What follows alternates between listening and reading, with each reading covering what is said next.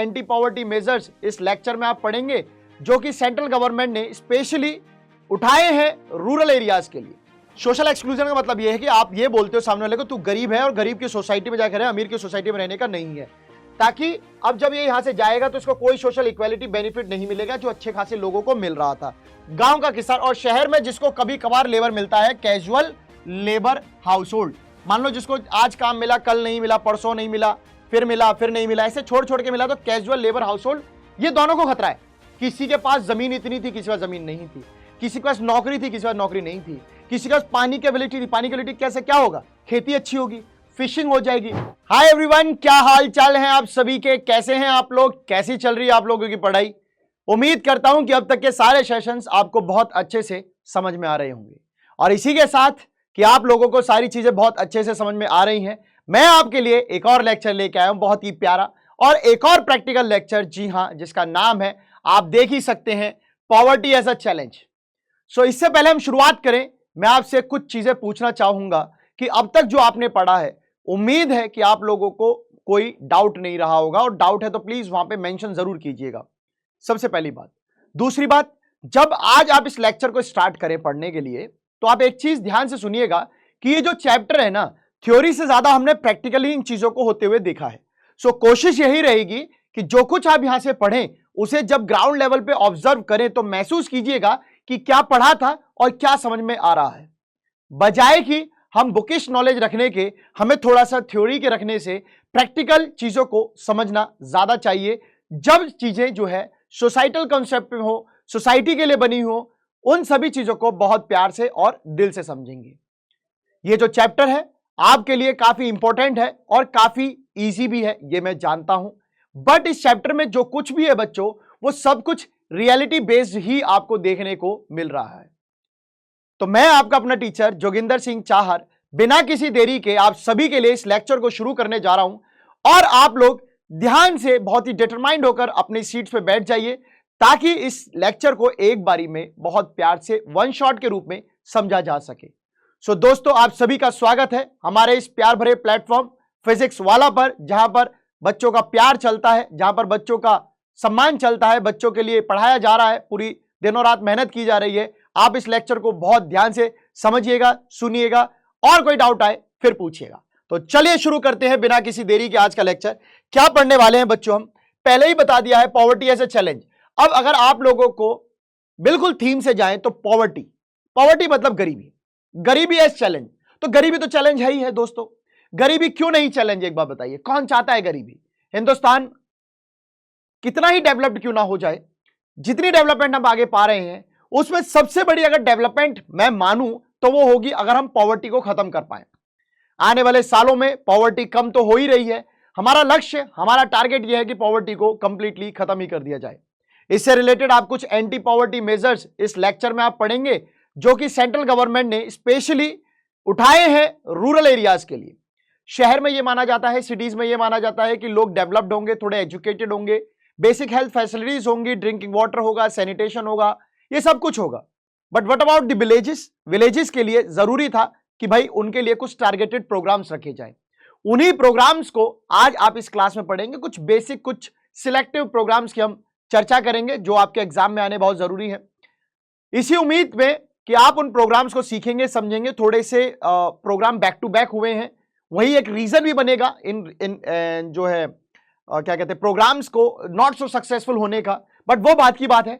अभी जो हम पढ़ने जा रहे हैं, क्या क्या पढ़ेंगे हम इस लेक्चर में बच्चों, हम इस लेक्चर में पढ़ेंगे 2 typical cases of poverty, just for your reference की पॉवर्टी किस किस तरह की हो सकती है। मेरा कहना यह नहीं है कि आपने सिर्फ 2 केस पढ़े तो आपकी सोसाइटी में, आपके समाज में सिर्फ यही तरीके के पॉवर्टी आपको देखने को मिलेगी। पॉवर्टी किसी भी रूप में हो सकती है, किसी भी पर्सन के साथ हो सकती है, किसी भी सर्कमस्टांसेस में हो सकती है। 2 cases are just for your reference. Next is हम पढ़ेंगे what is the meaning of poverty. खैर, गरीबी को क्या परिभाषा की जाए, क्या डिफाइन करूं मैं पॉवर्टी को। पॉवर्टी तो आप समझ सकते हैं, मेरी नजर में तो हेल्पलेसनेस होना ही एक इंसान के लिए पॉवर्टी है। कोई इंसान अगर मजबूर है, कोई इंसान अगर अपनी इच्छाओं को काम नहीं दे पा रहा है कि मतलब मुझे ऐसा करना है और वो उसको नहीं कर पा रहा है, तो वो गरीब है, चाहे वो किसी भी कंटेक्स्ट में क्यों ना हो, ये मेरा मानना है। नेक्स्ट इज पॉवर्टी लाइन क्या है। एक ऐसी लाइन, जैसे मान लीजिए लाइन है, इसके ऊपर कुछ और इसके नीचे कुछ, क्योंकि लाइन है बीच में तो डिमार्केट कर रही है, डिवाइड कर रही है। ऊपर अमीरी है, नीचे गरीबी है। अब कौन लोग इस लाइन से ऊपर है और कौन लोग इस लाइन से नीचे है, ये भी चीजें हम इस चैप्टर में पढ़ेंगे आप सभी के साथ। Next is vulnerable groups. अब क्या होता है वल्नरेबल का मतलब है जो लोग खतरे के चरम सीमा पर पहुंच रहे हैं, जो खत्म या जिन्हें कहते हैं ना कि मतलब बहुत नुकसान, डेंजर जोन में जा रहे हैं, वो बिल्कुल वहीं खड़े हैं। अगर उन्हें नहीं संभाला गया तो वो खत्म हो सकते हैं, उसके आगे उनका जो ट्रैप है वो और बुरा हो सकता है, सिचुएशन खत्म हो सकती है उनके लिए। वो ग्रुप कौन से हैं? नेक्स्ट हम पढ़ेंगे इंटर स्टेट डिस्पैरिटीज। इंटर मतलब मिड का, स्टेट मतलब दो राज्यों के मिड का, डिस्पैरिटी मींस डिफरेंस, दो राज्यों के बीच में जो गरीबी और अमीरी का डिफरेंस है वो क्यों है। एक हिंदुस्तान में आप रहते हैं, किसी भी राज्य में रहते हो, एमपी में रहते हैं, बिहार में रहते हैं, गुजरात, राजस्थान, हरियाणा, उत्तर प्रदेश, कहीं भी रहे, दो स्टेट को जब मैं उठाता हूं तो उनकी गरीबी और अमीरी नापूं तो वो जो फर्क आ रहा है वो क्यों आ रहा है, सो वो रीजंस वो हम जानेंगे। और हम क्या पढ़ेंगे बच्चों, हम पढ़ेंगे ग्लोबल पॉवर्टी सिनेरियो। देखिए हिंदुस्तान में रूरल और अर्बन दो तरीके से पॉवर्टी का डिवीजन दिया गया है कि यहां पर इतनी कैलोरीज चाहिए, इतनी कैलोरीज शहर में चाहिए, इतनी कैलोरीज जो है ना रूरल में चाहिए। रूरल में अगर आप कमाते हैं, इनकम आपकी इतनी होनी चाहिए पर मंथ, इनकी जो है अर्बन की इतनी होनी चाहिए। बट जब हम वर्ल्ड लेवल पे बात करते हैं तो वो इंडिया के कॉन्टेक्स्ट से तो नहीं सोचेंगे भाई हिंदुस्तान में अगर 1000 रुपए से ऊपर कमाने वाला अमीर है तो वर्ल्ड में जो 1000 से ऊपर कमा रहा है वो अमीर है। वर्ल्ड ने एक पैरामीटर सेट किया, वर्ल्ड बैंक ने एक पैरामीटर सेट किया कि भाई ग्लोबल लेवल पे अगर हमें पॉवर्टी को कंपेयर करना है तो ये बेसिक अमाउंट होना चाहिए। Now this is the basic amount, जिसके आसपास अगर कोई है, अप है, डाउन है, तो उससे हम डिसाइड करेंगे कि पुअर है या फिर रिच है। दूसरी चीज हम पढ़ेंगे what are the different causes of poverty, poverty के कारण क्या है, गरीबी के कारण क्या है, तमाम कारण आपको मैं बताऊंगा। 4-5 मेजर है जो कि प्रैक्टिकली मैं आपको समझाऊंगा आपकी लाइफ में कैसे इनका इन्वॉल्वमेंट हो सकता है। आपने देखा भी होगा, नहीं देखा होगा तो देखेंगे, वो मैं आपको बताऊंगा। उसके बाद नेक्स्ट आता है एंटी पॉवर्टी मेजर्स, कि जब हिंदुस्तान में इतनी गरीबी है, जब वर्ल्ड में इतनी गरीबी है, तो इसको खत्म करने के लिए क्या स्टेप्स लिए गए, क्या स्टेप्स इंडियन गवर्नमेंट ने लिए जिससे कि पॉवर्टी को खत्म किया जा सके। दोस्तों बहुत सारे स्टेप्स हैं, उन सभी पर हम चर्चा करेंगे, बारी बारी करेंगे। उससे पहले हम शुरुआत करेंगे एक एक करके अपने टॉपिक्स को समझने की। देखिए गरीबी का क्या है, हिंदुस्तान आजाद तो हो गया अंग्रेजों से, बट हम एक ऐसे चंगुल में अभी भी फंसे हुए, एक ऐसे ट्रैप में हम अभी भी हैं जिसका नाम है पॉवर्टी। तमाम मेजर्स, तमाम स्टेप्स लिए गए, बट पॉवर्टी को हम कम कर पा रहे हैं, बट उस लेवल से नहीं कम किया जिस लेवल से चाइना ने कम किया है। सो चाइना में आज की डेट में पॉवर्टी बिल्कुल नहीं है, बट हिंदुस्तान में पॉवर्टी का रेशियो अभी अच्छा खासा है, जो कि आने वाले टाइम में शायद बहुत तेजी से खत्म हो जाए, क्योंकि आप सभी जानते हैं कि हिंदुस्तान जो है, भारत जो है आज कितना फास्टेस्ट डेवलपिंग नेशन बन रहा है, बहुत तेजी से हम लोग डेवलप कर रहे हैं। तो वो अपने आप में एक इंटरलिंक सिचुएशन है कि जब इकोनॉमी ग्रो होती है तो पॉवर्टी भी खत्म होती है। सो जितनी ज्यादा इकोनॉमी ग्रो करेगी उतना ज्यादा पॉवर्टी रिड्यूस होगी, तो बोथ आर इंटरलिंक्ड। तो जरूरी है कि हिंदुस्तान ग्रो करे। इस पॉवर्टी को खत्म करने के लिए अगर मैं देखूं, जब हम घर से बाहर निकलते हैं तो आप देखेंगे कि आप अकेले ही पॉवर्टी को खत्म नहीं कर सकते दोस्तों। इसके लिए तमाम योजनाएं, तमाम स्कीम्स निकाली गई हैं, उनका क्या इंपैक्ट रहा है, क्या नहीं रहा है, वो भी हम जानेंगे कि वो मिक्स टाइप रहा है एक्चुअल में। बट अगर आप बाहर देखें तो आपको क्या लगेगा कि यार हर 5th पर्सन जो इंडिया का जो है वो पुअर है। 1 2 3 4 5, yes you are poor. 1 2 3 4 5, you are poor. तो जब मुझे हर 5th पर्सन पुअर मिल रहा है, इसका मतलब भाई काफी ज्यादा गरीबी है। और अगर इसे मैं वैल्यू में नापूं अकॉर्डिंग टू 2011-12 के डेटा के हिसाब से, तो ये जो है लगभग नियरली 270 मिलियन और 27 करोड़ पीपल जो है वो गरीबी रेखा में आते हैं। छोटा डेटा नहीं है। हिंदुस्तान जैसे बड़े देश के लिए 140 करोड़ की आबादी, 140 करोड़ की पॉपुलेशन के साथ अब 27 करोड़ जो है लोगों के साथ आप सरवाइव कर रहे हैं, मतलब वो 27 लोग सरवाइव कर रहे हैं विद पॉवर्टी। सो ये लोग जो है वो पॉवर्टी में आते हैं, and this is the largest concentration of poor in the world. पूरे वर्ल्ड में जितने भी गरीब है ना, इतने गरीब कहीं नहीं है जितने हिंदुस्तान में ही। सबसे ज्यादा गरीबी हिंदुस्तान में है। प्रैक्टिकली सोचिए क्या रीजन हो सकता है। सब देशों में इतनी पॉपुलेशन भी तो नहीं है। अब चाइना की बात करें तो ठीक है, एक एक्सेप्शन हो गया, बट बाकी देशों में तो हम तो इतने ज्यादा बढ़ते जा रहे हैं। घर में एक आदमी है, उसका एक बच्चा है, कमाता है, बच्चे पे पूरा खर्च होता है, बच्चा वेल डेवलप्ड, आगे गुड रिसोर्स मतलब अच्छी जॉब मतलब हाई रिटर्न्स। 10 बच्चे होंगे, 20 बच्चे होंगे, 30 बच्चे होंगे, या परिवार बहुत बड़ा होगा, रिसोर्सेज सबके हिस्से कम कम आएंगे, ना ही एक अच्छी तरीके से डेवलप हो पाएगा, ना दूसरा अच्छे से डेवलप हो पाएगा। जब सब लोग अंडर डेवलप्ड रह जाएंगे या अपने पीक पॉइंट तक नहीं जा पाएंगे तो वो गुड रिसोर्स नहीं बन पाएंगे, और जब कोई गुड रिसोर्स नहीं बन सकता तो वो अच्छी इनकम भी अर्न नहीं करता है। मैंने ये आपको पहले ही बताया था कि एक इंसान जो बीमार है, एक इंसान जो गरीब है और एक इंसान जो पढ़ा लिखा है, काफी हेल्दी है, उसकी इनकम जनरेशन आप आउटपुट देखिएगा और एक आउटपुट आप कॉमन पीपल का देखिएगा जो गरीबी से जूझ रहा है। दोनों के आउटपुट में फर्क मिलेगा, क्योंकि जो पढ़ाई नहीं है, जिसके पास कैपेसिटी नहीं है, हर वक्त वो बीमार रहता है, क्या कमाएगा। सो वो बहुत सारे रीजन है, आप सोच सकते हैं, प्रैक्टिकली बहुत सारे हैं।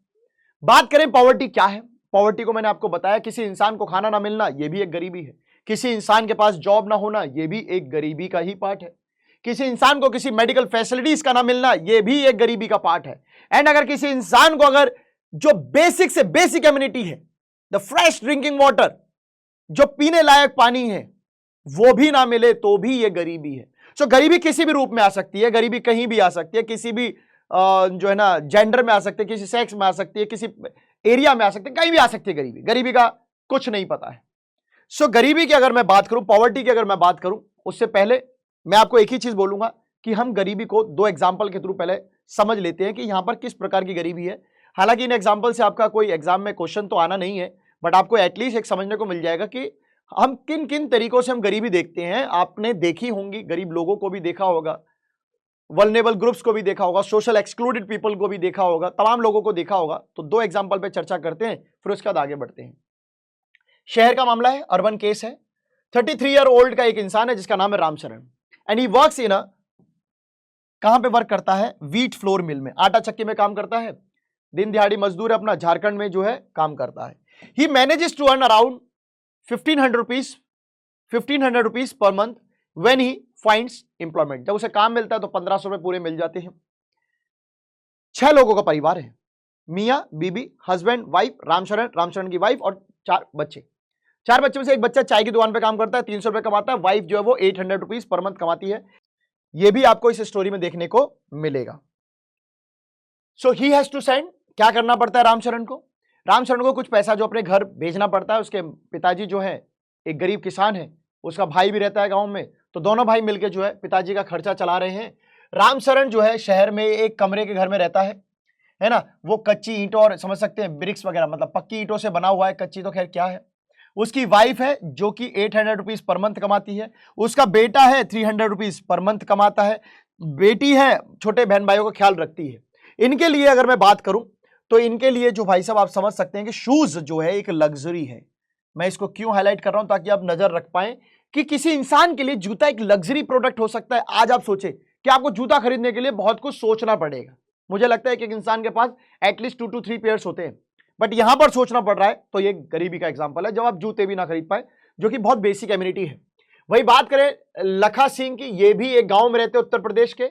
ये जो है 50 रुपीज पर डे कमाते हैं, 50 रुपीज पर डे कमाते हैं, है ना। और ये भाई साहब आप देख सकते हैं, द फैमिली ऑफ 8 वहां 6 यहां 8, they can not always manage 2 square meals a day. दिन का 2 बार का खाना भी ये नहीं कमा पाते हैं, मतलब इतना जुटा नहीं पाते हैं। कच्चे झोंपड़ी मकान में ये रहते हैं।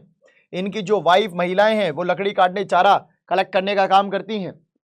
इनके जो फादर हैं टीवी पेशेंट थे मतलब खत्म हो गए। माता टीवी से गुजर रही हैं, टीवी पेशेंट हैं। उसके बाद लखा के लिए देखें तो कभी कभार ही कुछ नया होना मुश्किल हो पाता है। नए कपड़े भी जो है कई सालों में एक बार आते हैं। यहाँ जूते की समस्या, यहाँ कपड़े की समस्या, जो कि बहुत बेसिक एमिनिटीज हैं, जो कि मुझे लगता है कि सब लोगों के लिए बहुत कॉमन है आज की डेट में खरीदना, बट सब लोगों के लिए नहीं, कुछ लोगों के लिए। जिन लोगों के पास इतना भी बेसिक नहीं है उनके पास तो ये भी जो है कलेक्ट करना काफी टफ है।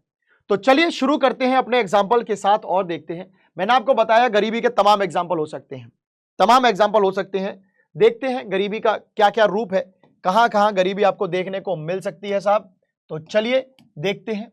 सो गरीबी का ये जो सेंस है आप सबसे प्योर मानिएगा। सबसे प्योर का मतलब यह है कि ये अगर कोई इंसान हेल्पलेस ही है तो वो गरीब है, चाहे फिर उसके पास अरबों की दौलत पड़ी हो। भाई आप असहाय महसूस क्यों कर रहे हैं? आप ऐसा क्या है जो कर नहीं पा रहे हैं? नहीं कर पा रहे तो फिर गरीब है। जैसे मान लीजिए किसी के पास, आप भिखारी आपके पास आया, गरीब इंसान एक, उसने कहा साहब पैसे दे दो, कि नहीं है।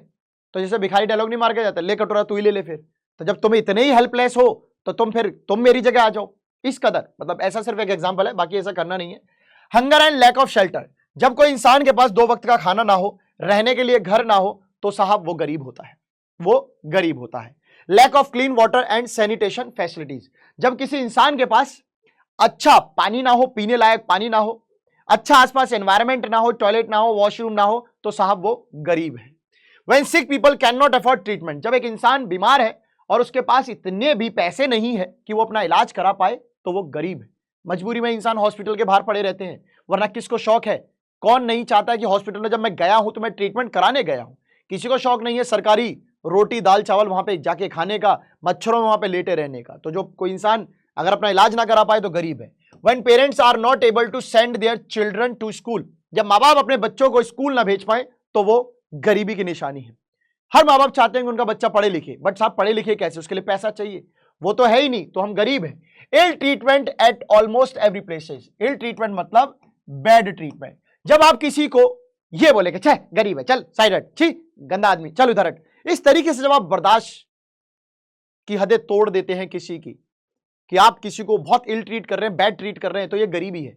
क्योंकि आपको तो अच्छा लगेगा आपके बगल में अगर कोई अमीर आदमी बैठे, कोई पैसे वाला आदमी बैठे, आपको लगता है ये तो मेरे स्टेटस का है, जो मेरे स्टेटस का नहीं है आप उसे धत्कारते हैं, आप उसे मना करते हैं। तो वो बुरा जो ट्रीटमेंट उस इंसान को मिल रहा है वो नहीं मिलता अगर वो अमीर होता, और अगर आप गरीब होते तो भी आप नहीं करते। तो अमीरी गरीबी को एक्सेप्ट नहीं करती है, ये बात आप जान लीजिए। तो ये जितने भी एग्जाम्पल है ये सब गरीबी के हैं। साथ ही साथ लैक ऑफ रेगुलर जॉब, आज मेरे पास नौकरी है, कल मेरे पास नौकरी नहीं है, अगली बार फिर होगी, फिर नहीं होगी। तो ये जो पैरेलल कंपैरिजन चल रहा है, मैं कमाता हूं फिर उसको बचे हुए दिन में खाता हूं जब नौकरी नहीं होती, ये गरीबी ही तो है। कोई इंसान अगर रेगुलर नौकरी ही नहीं कर पा रहा है तो वो भी गरीबी का एग्जाम्पल है, वो भी गरीबी का एग्जाम्पल है। सो ये सब पॉवर्टी के मतलब है, पॉवर्टी के बहुत डाइवर्स सिचुएशन है जो आप समझ सकते हैं कि पॉवर्टी कहां कहां देखने को मिल सकती है। बात करते हैं poverty as seen by social scientist. समाज में कुछ वैज्ञानिक हैं जिनको लगता है कि अगर आप ये कहते हैं कि ये गरीब है, आप ये कहते हैं अमीर है, इसका कुछ पैरामीटर तो होगा। साइंटिस्ट तो ऑब्वियसली बात है कुछ प्रैक्टिकल सोच रखते हैं, और वो प्रैक्टिकल क्या है, कुछ मेजर वैल्यूड है, मेजर्ड वैल्यू है जिनके आधार पर, जिनके बेस पर हमने ये डिसाइड किया these are rich, these are poor. तो ये रिच है, ये पुअर है, ये हमने डिसाइड किया। सो यूजुअली द इंडिकेटर्स क्या माने जाते थे पहले, levels of income and consumption. कोई इंसान कितना कमाता है, 1 लाख वाला आदमी है ये इस रेंज का है, 2 लाख कमाता है ये इस रेंज का है, 50,000 कमाता है ये इस रेंज का। तो 50, 1 लाख, 2 लाख, तो ये इस तरीके से हमने डिवीजन बना दिया सोसाइटी में कि लेवल ऑफ इनकम कितनी है आपकी। Next is level of consumption कितना है। अब कोई इंसान चाहे कमाए, आपने देखा होगा आपके आसपास कुछ ऐसे दोस्त होंगे जिनके शायद फादर की इनकम इतनी ना हो कि वो केटीएम बाइक को अफोर्ड कर पाए, बट उनके बच्चों के पास केटीएम बाइक है, अब वो रो धो के जैसे भी ले आए। सामने वाला जो बंदा होगा जिसको नहीं पता होगा उसके घर के बैकग्राउंड, वो तो यही मानेगा ना कि भाई इसके पास केटीएम बाइक है, ही सो रिच, ये बहुत पैसे वाला आदमी है, 2.5-3 लाख की बाइक लेके घूम रहा है, उसके लिए रोज पेट्रोल पंप पे जाके खड़ा होता होगा, गरीब तो नहीं हो सकता, गरीब तो नहीं हो सकता। सो कंजप्शन लेवल क्या है, कोई अगर कंजप्शन ज्यादा कर रहा है, कंजप्शन मतलब जिसका खर्चा ज्यादा है, खाने की चीजें खरीदता है, गाड़ी खरीद रहा है, घर खरीद रहा है, ये गरीब तो नहीं हो सकता ना, ये तो अमीरी की निशानी है। तो जितना ज्यादा लेवल ऑफ कंजप्शन मतलब आप उतनी आपकी level of income, level of income मतलब आप अमीर, तो ये चीज है। बट नाउ आजकल ऐसा नहीं देखा जाता है, क्योंकि लेवल ऑफ इनकम की आप एक बात बहुत सिंपल सी मानिए, आपको इनकम से ही मतलब है। तो घर में 50 बच्चे होंगे तो अगर सब 50-50 हजार भी लेके आए तो कितना पैसा आ गया, बहुत पैसा आ गया, बहुत पैसा आ गया। तो किसी का बच्चा बहुत अच्छा पढ़ा लिखा है, हेल्दी है, सब कुछ है, बट उनकी तनख्वाह तो उसके मुकाबले तो कम रहेगी ना, 1:50 हो गया। तो आप इसको कैसे अमीरी कहेंगे, आप इसको कैसे अमीरी कहेंगे बताइए, ये तो नहीं कह सकते। सो अब क्या है, it is now look through illiteracy level, कि भाई कितनी शिक्षा है कितना नहीं है, मेल न्यूट्रिशन लेवल, भाई कुपोषण का शिकार है, न्यूट्रिशन मिल रहा है नहीं मिल रहा है, लैक ऑफ हेल्थ केयर, किसी के पास पढ़ाई नहीं है, किसी के पास हेल्थ का नहीं है, मतलब मेल न्यूट्रिशन है, न्यूट्रिशन नहीं मिला है, शरीर में कुछ प्रॉब्लम है, किसी के पास हेल्थ फैसिलिटीज नहीं है, सेफ ड्रिंकिंग वाटर नहीं है, सैनिटेशन नहीं है। अगर ये सब नहीं है तो आप गरीब हैं, चाहे आप कमा लीजिए 2 करोड़ रुपया। अब आप कह रहे होंगे सर ये कैसी बात है, हालांकि कॉन्ट्राडिक्टरी है भाई, पर आप समझिए ना, 2 करोड़ खरीदने के बाद भी अगर उसको जोड़े जा रहे हो गरीबों की तरह मरे जा रहे हो तो गरीबी है, कैसी अमीरी है, समझ गए कि नहीं समझ गए। आगे चलते हैं। Analysis of poverty is based on social exclusion and vulnerability is now becoming very common. Now यहां पे दो टर्म्स आई हैं आपके सामने, एक आया है सोशल एक्सक्लूजन और एक आया है वल्नरेबिलिटी।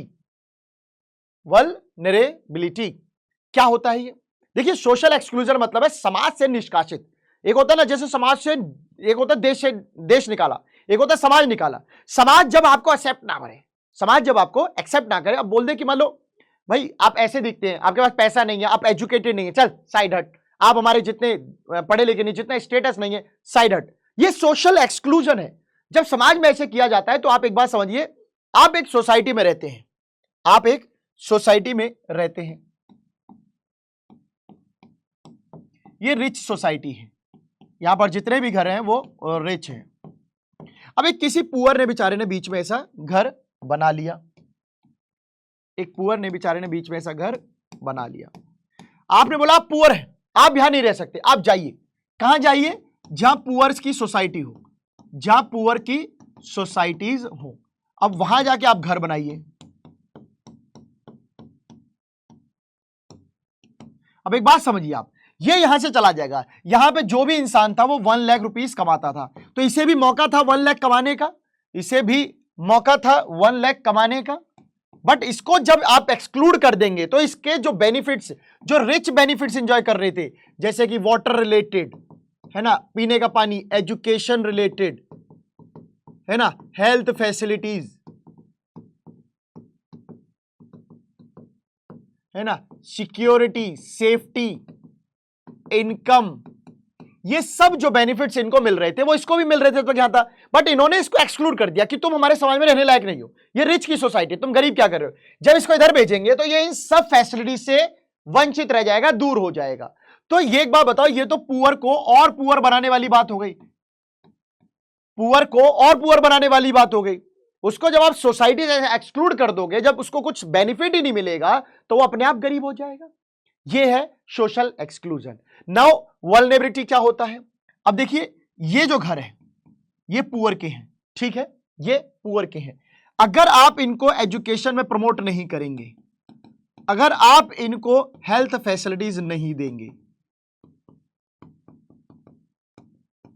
सेफ्टी नहीं देंगे, इनकम नहीं देंगे, जॉब्स नहीं देंगे, तो ये जो पुअर है ना, ये बिल्कुल पुअरेस्ट होने की कंडीशन में आ जाएंगे। उसके बाद से ये इनका ओवरकम करना इज वेरी इम्पॉसिबल। मतलब जब आप एक बार इतने गरीब हो गए कि आप कभी जिंदगी में उठ ही नहीं पाएंगे, तो फिर क्या है? तो ये पहले से डेंजर जोन में है। अब ये यहां जाने की स्थिति में, क्योंकि यहां से कुछ हो नहीं रहा है और धीरे धीरे इनसे सब कुछ जब कमाया नहीं जाएगा, इनकम नहीं, सेफ्टी नहीं, सिक्योरिटी नहीं, हेल्थ नहीं, मेडिकल फैसिलिटीज नहीं, जॉब नहीं, तो ये इस तरफ जाएंगे। मतलब कि अभी तो ये फर्स्ट स्टेज में है गरीबी की, फिर सेकेंड स्टेज, और इसके बाद शायद इनकी डेथ, थर्ड स्टेज में शायद इनके पास जीवन जीने के लिए कुछ बचे ही ना। ये है वल्नरेबल सेक्शन। इसमें अगर हम बात करें, ज्यादातर इसमें अगर हम बात करें तो हमें इसमें एसटीज एंड एससीज देखने को मिलते हैं। सोशल एक्सक्लूजन एंड वल्नरेबल दोनों एक साथ भी देखने को मिल सकता है। जब आप इन्हें चल चल चल चल और करते जाएंगे तो उसके बाद बोर्ड से बाहर, बोर्ड से बाहर मतलब ऐसे एक समाज से बाहर, समाज मतलब ये जिंदगी से बाहर, इसी तरीके से हो जाते हैं। जब आपके पास कुछ सोसाइटी का बेनिफिट ही नहीं रहेगा तो आपके जीवन जीने का फायदा क्या है? गरीबी में ही तो मरना है फिर। आई होप आपको दोनों टर्म समझ में आ गई होंगी। सोशल एक्सक्लूजन क्या होता है? According to this concept, poverty must be seen in terms of the poor having to live on a poor surrounding with other poor people. Social exclusion का मतलब यह है कि आप ये बोलते हो सामने वाले को तू गरीब है और गरीब की सोसाइटी में जाकर, अमीर की सोसाइटी में रहने का नहीं है, ताकि अब जब ये यहां से जाएगा तो इसको कोई सोशल इक्वालिटी बेनिफिट नहीं मिलेगा जो अच्छे खासे लोगों को मिल रहा था। सोशल एक्सक्लूजन जो है वो एक कारण भी हो सकता है और एक गरीबी का इंपैक्ट भी हो सकता है। सोशल एक्सक्लूजन मतलब आपने कर दिया, या फिर कोई क्यों वहां पे रह रहा था, क्यों उसने बर्दाश्त किया सोशल एक्सक्लूजन, क्योंकि हो सकता है उसके, मान लो आज मेरा बिजनेस है, वो कल को चौपट हो जाए तो मैं तो गरीब हो गया, तो जो अमीर है वो कल को मुझे मेरे अपने साथ थोड़ी बिठाने देगा। आपने कई मूवीज में देखा होगा, जैसे स्वर्ग मूवी थी राजेश खन्ना की, जब तक अमीर थे सब जी साहब कर रहे थे, जैसे ही धन दौलत गई, कोठी गई, सब कुछ गया, एकदम रोड पे आके अगले ने लेबर की तरह काम किया। सो ये होता है सोशल एक्सक्लूजन। वल्नरेबिलिटी की बात कर ले तो मैंने आपको बता दिया, ये ज्यादातर बैकवर्ड क्लासेस के साथ, बैकवर्ड कास्ट के साथ या फिर इंडिविजुअल के साथ, दोनों के साथ हो सकता है। इंडिविजुअल पे भी चर्चा करेंगे, जैसे विडो है ना, विडो आप समझ सकते हैं कि कैसा होता है, या फिर फिजिकली हैंडीकैप्ड पर्सन है जिसको लगता है कि समाज में बोझ है, तो आप क्या करेंगे? महिला, विधवा महिला को आपने फिल्मों में कई बार देखा होगा, भाई कोई इंटरेस्ट ही नहीं, कोई त्योहार नहीं मनाने देते, कोई खुशी नहीं, कोई डांस नहीं, कोई गीत नहीं, तो आप उसको एक्सक्लूड कर रहे हैं कि बाकी दुनिया जो है डांस कर सकती है, महिला है डांस कर सकती है, बट आप विधवा है तो आप नहीं कर सकते। तो इस वजह से आप उसको क्या कर रहे हैं, पहले ही उसकी जिंदगी में कम दुख थे क्या, पति नहीं है एक तो वो प्रॉब्लम, ऊपर से आप उसको जिंदगी में जो थोड़ी बहुत खुशियां ह्यूमन बीइंग के जरिए वो बनाती, आप उससे ही प्रॉब्लम कर रहे हैं। तो वल्नरेबल यही होता है भाई साहब, डेंजर जोन से और डेंजरस जोन में जाना, खतरे से और खतरनाक जोन में ले जाना, यही है वल्नरेबल। उम्मीद है कि आपको समझ में आ रहा होगा। चलते हैं नेक्स्ट टॉपिक की तरफ। नेक्स्ट टॉपिक क्या है, पॉवर्टी लाइन। अब एक लाइन खींच लीजिए, इससे ऊपर भैया पॉवर्टी वाले लोग नहीं है, इससे नीचे पॉवर्टी है, पॉवर्टी मतलब गरीबी है, इससे नीचे, इस तरीके से बना ले एक लाइन। लाइन क्या होगा देखते हैं। A common method used to measure poverty based on income और कंजप्शन लेवल। हमने कैसे नापा इसको, इनकम और कंजप्शन लेवल पे, जो हम बहुत पहले से हम नापते आ रहे हैं। किसी की कितनी इनकम है, कौन कितना खर्चा करता है, इस बात से पता चल जाता है कि वो गरीब है कि अमीर है। ठीक है, a person is considered poor if his or her income और consumption level falls below a given minimum level which is necessary to fulfil the basic needs. Amount अभी, नंबर अभी देखेंगे। ये एक लाइन है जिसे हमने नाम दे दिया है पॉवर्टी लाइन। ठीक है, हमने एक मिनिमम नंबर डिसाइड कर दिया, मिनिमम मान लो ऐसा सैलरी डिसाइड कर दी, जो कि आप आगे देखेंगे 816 for rural and 1000 for poor. और ये आप ऐसा मत मानिएगा कि ये क्या लिख रहे हैं, क्या बवाल है, मैं आपको बता देता हूं। 816 पर मंथ पर पर्सन, कोई कमाता है गांव में तो वो गरीबी रेखा से ऊपर है। पर मंथ पर पर्सन शहर में कोई कमाता है तो वो अमीरी मतलब गरीबी रेखा से ऊपर है, अमीर है, ठीक ठाक है। अमीर तो खैर क्या कहेंगे, गरीबी रेखा से ऊपर है, अपनी जरूरतें पूरी कर सकता है। ये जो सैलरी है ये इसलिए डिसाइड की गई कि इस गांव और शहर के लोगों की कुछ बेसिक नीड्स होती हैं, कुछ बेसिक नीड्स होती हैं जो इस इनकम के आधार पर पूरी हो जाती है। मतलब रोटी दाल चावल ये सब आकर पूरा हो जाता है, तो ये बेसिक नीड्स पूरी होती हैं, उस बेस पे डिसाइड किया गया है। ये रिवाइज होता रहता है by the national sample survey organisation, NSS इसको सैंपल कंडक्ट करता है, उसके बेस पे फिर रिवाइज होता रहता है। वो बाद में पढ़ेंगे। तो अगर कोई इंसान इससे ऊपर कमा रहा है तो पॉवर्टी लाइन से ऊपर है, इससे नीचे कमा रहा है तो पॉवर्टी लाइन के नीचे है, इससे हजार से ऊपर कमा रहा है तो गरीबी रेखा से ऊपर है, अदरवाइज वो गरीबी रेखा से नीचे है। ये पॉवर्टी लाइन का एक बेसिक एस्टिमेट रखा गया है नापने के लिए कि भाई अगर आपकी बेसिक नीड जो है, जो आप उस पैसों में अगर पूरी कर पा रहे हैं तो ठीक है, नहीं तो आप गरीब अमीर आप डिसाइड कर सकते हैं पॉवर्टी लाइन से ऊपर है या नीचे है। आई होप आपको ये समझ में आ गया होगा। नेक्स्ट करते हैं, पॉवर्टी लाइन में very with the time and place. अब देखिए एक बात समझिए, हो सकता है ये हम बात कर रहे हो यूपी की, जहां पे पॉपुलेशन बहुत ज्यादा है, तो शायद नौकरियों में लोगों की अवेलेबिलिटी बहुत ज्यादा है। जब अवेलेबिलिटी ज्यादा हो तो सामने वाला आपकी बार्गेनिंग पावर छीन लेता है। मान लीजिए एक इंसान जो है, एक ये है, सिर्फ एक ही शहर में इसको नौकरी लेनी है, और सामने वाले जो फैक्ट्री है या फर्म है या कंपनी है, इसको बहुत नीड है एक लेबर की, तो इसके पास ये बंदा है। अब ये बंदा मान लेता है, ऐसा बोलता है मुझे तो 1 लाख चाहिए, तो देना पड़ेगा क्योंकि लेबर की कमी है, एक ही लेबर है बस पूरे शहर में। बट वहीं पर अगर मैं मान लूं कि इस शहर में labour 1, labour 2, labour 3 and so on, तो वहां हो सकता है ये 816 जो मिलती हो या ना मिलती हो। मतलब कहने का मतलब ये है कि जहां पर आप एक हो, जहां पर पॉपुलेशन कम है, वहां पे हो सकता है सैलरी ज्यादा हो। जैसे अगर हम बात करें यूपी में भी, अगर हम बात कर लें तो बच्चों यूपी में भी नोएडा आपके सामने, आप सभी जानते हैं नोएडा आपके सामने है। और वहीं अगर हम बात करें, मान लो कोई भी एक पिछड़े डिस्ट्रिक्ट एरिया को ले लीजिए, मान लीजिए जैसे अगर हम बात कर लें आगरा की, आगरा नोएडा का कंपेयर करते हैं, चलिए अपने इलाकों का कंपेयर करके बताते हैं ताकि मुझे ऐसा पता है। नोएडा में आप जाइए सैलरी बहुत हाई है, आगरा में आप जाइए सैलरी नहीं है। मोमोज की दुकान आगरा में खोल लीजिए, मोमोज की दुकान नोएडा में खोल लीजिए, मोमोज यहाँ पे बिकते हैं 150 रुपए के 5-6, वहां बिकते हैं 20 रुपए के 12, और एक आध ले जा रहा है जो एक्स्ट्रा वो अलग। तो आप समझ सकते हैं कि ये वेरी करता है टाइम एंड प्लेस से, टाइम एंड प्लेस से। 2023 में अगर ये डाटा है तो जरूरी नहीं है 2028 में भी यही सैलरी होगी, क्योंकि महंगाई बढ़ चुकी होगी तो ये भी बढ़ चुका होगा। प्लेस की बात कर ले तो जो अब मान लो जम्मू एंड कश्मीर में है तो वो तो अलग चीज है, आप रेट ही देख लीजिए चीजों की। जम्मू कश्मीर में जो है ड्राई फ्रूट्स है उनकी क्या रेट है, यहां पे आके क्या रेट हो जाती है। सो ये जो है वेरी करता है as per time and place, तो ये एक जैसा नहीं होता। क्यों वेरी करता है, क्यों वेरी करता है? So what is necessary to fulfil the basic needs is different at different times and in different countries. अगर मैं यहीं की बात कर लूं, मैंने यूपी का एक एग्जांपल लिया, मैंने एक एग्जांपल आपको यूपी का लिया है ना। यूपी का ऐसा मान लीजिए, हम एक एग्जांपल ले लेते हैं, ऐसा दिल्ली का ले लेते हैं और एक एग्जांपल हम बिहार का ले लेते हैं, ठीक है। अब दिल्ली वालों की जो नीड्स है आप समझ सकते हैं कि क्या है, ये कैपिटल है, तो यहां की जो नीड्स हैं वो क्या होंगी, काफी हाई होंगी। तो जब नीड्स हाई होंगी तो यहां पर इनकम भी अच्छी होती होगी, तभी वो ज्यादा अच्छे से कर पाएंगे। तो इनके जो एक्सपेंडिचर हैं वो भी आप समझ सकते हैं ज्यादा होते होंगे, शहर में खर्चे ज्यादा होते हैं। अब कितने ही बिहार में शहर में चले जाइए, डेवलप टू डेवलप कहीं भी चले जाइए, मान लीजिए आप पटना की बात कर रहे हैं, पटना की बात कर रहे हैं, पटना में जो लोगों की इनकम है, जो इनकम है लोगों की वो उतनी ज्यादा नहीं होती है। इनकम ज्यादा ना होने के कारण एक्सपेंडिचर भी उतने ज्यादा नहीं होते हैं, नहीं होते हैं उतने ज्यादा। तो दोनों में आप कंपैरिजन देख सकते हैं, दोनों ही जगहों पे एरिया का फर्क है, इसलिए वेरिएशन है, क्योंकि यहां पर लोगों की डिमांड अलग तरीके की है। यहां पे मॉल्स देखिए कितने हैं दिल्ली में, और बिहार में मॉल्स देख लीजिए कितनी है, अपने आप समझ जाएंगे। मॉल्स लोगों की डिमांड पर ही तो आए, और मॉल्स होते हैं महंगे, उनमें जो खाना पीना होता है सब होता है महंगा। इसलिए हम ये कह सकते हैं कि ये जो सब कुछ है ये डिफरेंट जगह और डिफरेंट समय के हिसाब से ही ये जो है डिसाइड किया गया है, ठीक है। एग्जांपल समझते हैं, जैसे अगर मैं एग्जांपल आपको एक बताऊं, a person having a car in the US may be consider poor. अगर किसी के पास कार है यूएस में, और कार की बता दूं ऐसी वैसी कार नहीं, बेकार कार की बात नहीं कर रहा हूं, मैं बात कर रहा हूं बीएमडब्ल्यू जैसी कार की।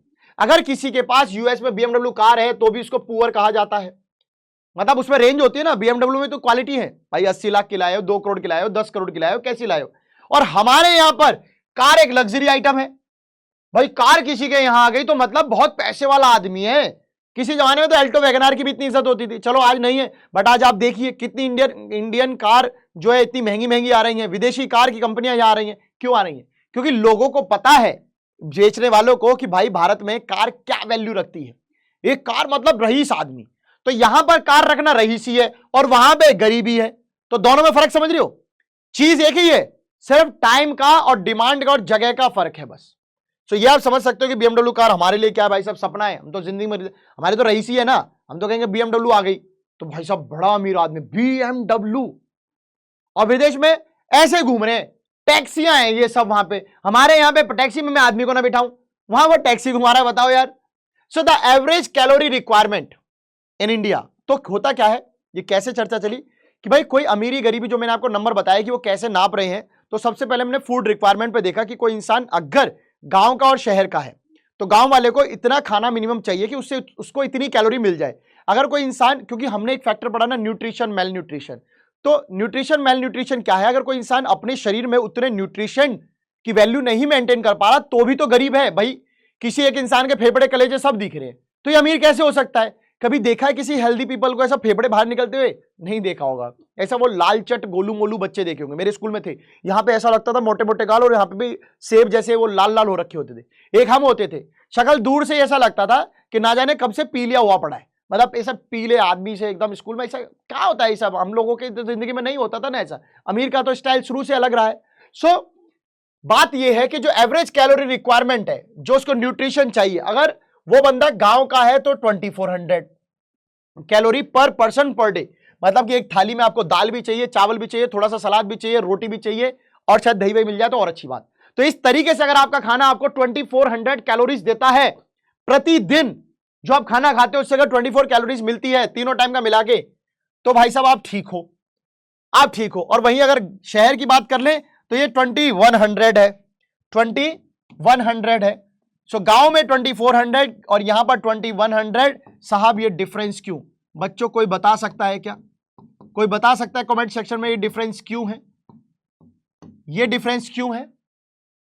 बताइए क्यों डिफरेंस है ये। तो चलिए मैं आपके साथ एक बात बताता हूं, हां या ना एग्री कीजिएगा। शहर में जो लोग हैं कंप्यूटर, मशीन और जैसे मैं काम कर रहा हूं, इसमें क्या मेहनत लग रही है? कुछ मेहनत नहीं है, सिर्फ ये मेहनत है। गांव के आदमी की अगर आप देखें, फावड़ा, कस्सी, ट्रैक्टर, भैंस, गाय, चारा, कितना सारा मैनुअल वर्क है। तो जो इंसान फिजिकल वर्क ज्यादा करता है, जो इंसान फिजिकल वर्क ज्यादा करता है, फिजिकल वर्क ज्यादा करता है, उसको एनर्जी की रिक्वायरमेंट भी ज्यादा होती है, एनर्जी रिक्वायरमेंट भी ज्यादा होती है कि नहीं होती है? बताइए, होती है कि नहीं होती है? होती है। एनर्जी रिक्वायरमेंट ज्यादा का मतलब है मोर कैलोरीज चाहिए, बस यही बेसिक डिफरेंस है। शहर का आदमी जो है वो, ये रूरल का है, शहर का आदमी रूरल के मुकाबले कम मेहनत करता है, मतलब manual work, hard work, physical work नहीं होता है, इसलिए उसकी कैलोरीज कम रखी गई हैं। बट ध्यान से सुनना, इनकी जो इनकम है उसमें डिफरेंस मिलेगा आपको।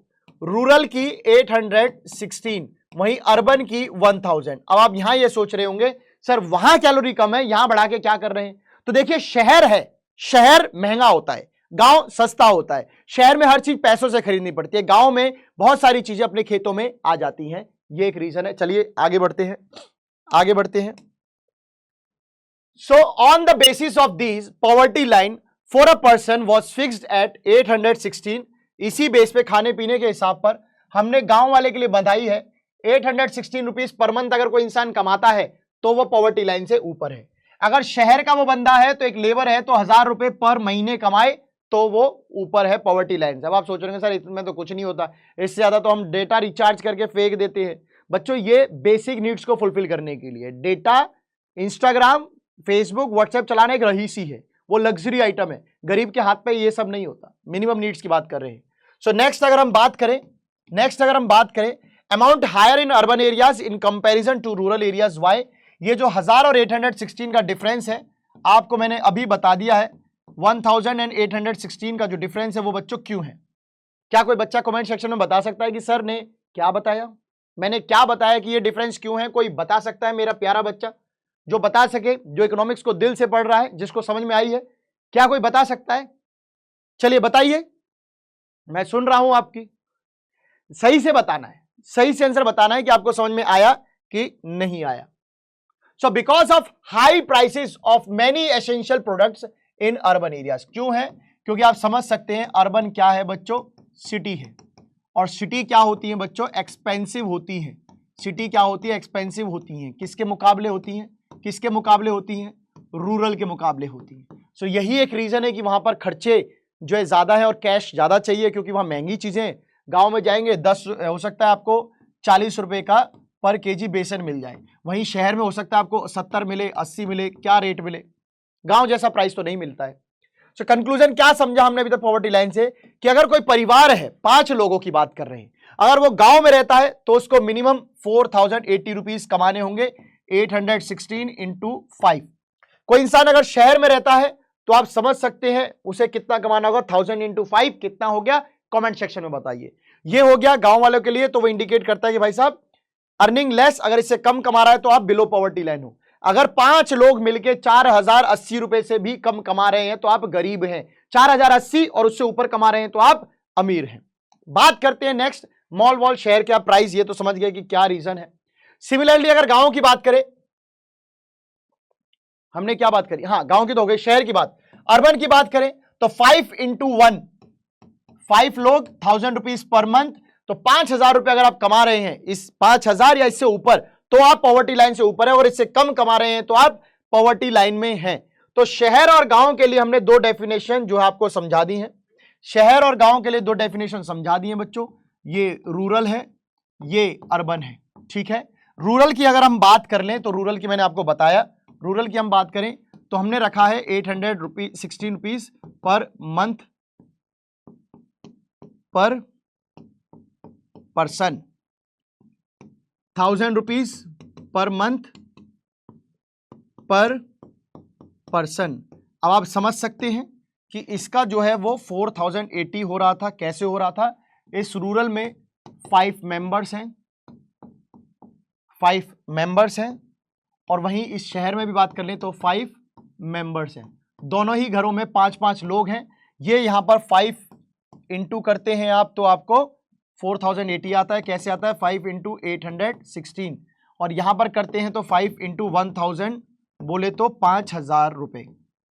इससे कम पॉवर्टी लाइन है, इससे कम पॉवर्टी लाइन है, इससे ऊपर अबव पॉवर्टी लाइन है, इससे ऊपर अबव पॉवर्टी लाइन है। ठीक है, सेम यहां पर भी ऐसे ही है।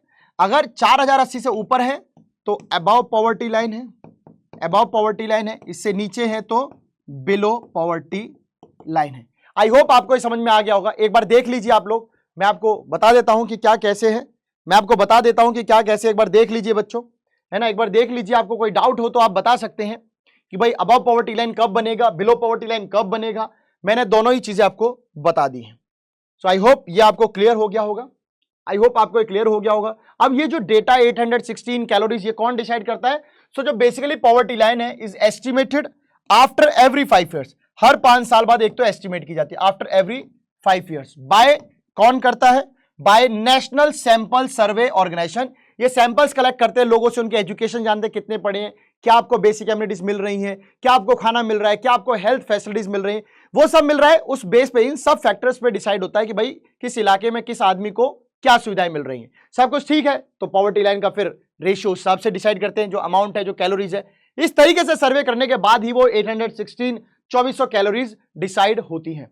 ये एक सेंट्रल सरकार, भारत सरकार का एक डिपार्टमेंट है, NSSO, national sample survey organisation, जो कि सैंपल कलेक्ट करता है for measuring poverty line. So I hope आपको क्लियर हो गया होगा यहां तक। मुस्कुराओ भाई साहब, मुस्कुराते रहा करो, बीच बीच में हंसते रहा करो, अच्छा लगता है। चलिए आगे देखते हैं बच्चों। सो वर्ल्ड बैंक जो है उसके भी एक परिभाषा है, क्योंकि आपने जो मेजरमेंट अभी तक बताया बच्चों, वो बताया है इंडिया का, राइट? हमने इंडिया के बारे में पढ़ा, वर्ल्ड में भी तो गरीब है। तो वर्ल्ड में वर्ल्ड बैंक ने बताया कि मैं एक पर्टिकुलर अमाउंट बताता हूं, भाई आप 816,000 को अपने पास रखो, वो आपके हिंदुस्तान का है। मैं ये बोलता हूं अगर कोई भी इंसान $1.90 पर पर्सन, एक इंसान $1.90 से भी कम कमाता है तो वो पॉवर्टी लाइन में है। अब क्या हो गया? $1.90, इससे ऊपर अबव पॉवर्टी लाइन, इससे नीचे below poverty line, below poverty line. So यही वर्ल्ड बैंक ने बताया कि अगर एक इंसान मतलब लगभग $2 के आसपास के थोड़ा कम कमाता है, ज्यादा कमाता है, तो आप बता सकते हैं कि कौन पॉवर्टी लाइन के ऊपर है और कौन पॉवर्टी लाइन के नीचे है। $1.90 बाय वर्ल्ड बैंक। हमारे साथ कंफ्यूज मत होना। पॉवर्टी एस्टिमेट की बात कर लेते हैं। एक डेटा दे रखा है आपके में, आप डेटा को बहुत गौर से देखिएगा तो आपको कुछ समझ में आएगा। 1993 से 2004, 2009, 2010, 11, 12 जो अभी लेटेस्ट का है, इसमें अगर आप देखेंगे गांव में 26% लोग जो है वो गरीब हैं। शहर में बात करूं तो 14% है। ऑब्वियसली यहां पे इनकम ज्यादा है, एक्सपेंडिचर ज्यादा है, क्योंकि इनकम ज्यादा है तो एक्सपेंडिचर, हेल्थ अच्छी है, मेडिकल फैसिलिटीज अच्छी हैं, एजुकेशन अच्छी है, अपॉर्चुनिटीज ज्यादा है। ऊपर ऊपर जितना जाते जाएंगे, अगर मैं शुरू से देखूंगा तो शुरुआत में देखिए 32% हुआ करता था, घटकर 14% हो गया। यहां ये 50% था, घटकर 26% हो गया, आधा ही कम हुआ है। क्योंकि गांव में इतनी अपॉर्चुनिटीज नहीं है, लोग शहरों की तरफ भाग रहे हैं, इसीलिए थोड़ी सी इनकम कमाई हो रही है।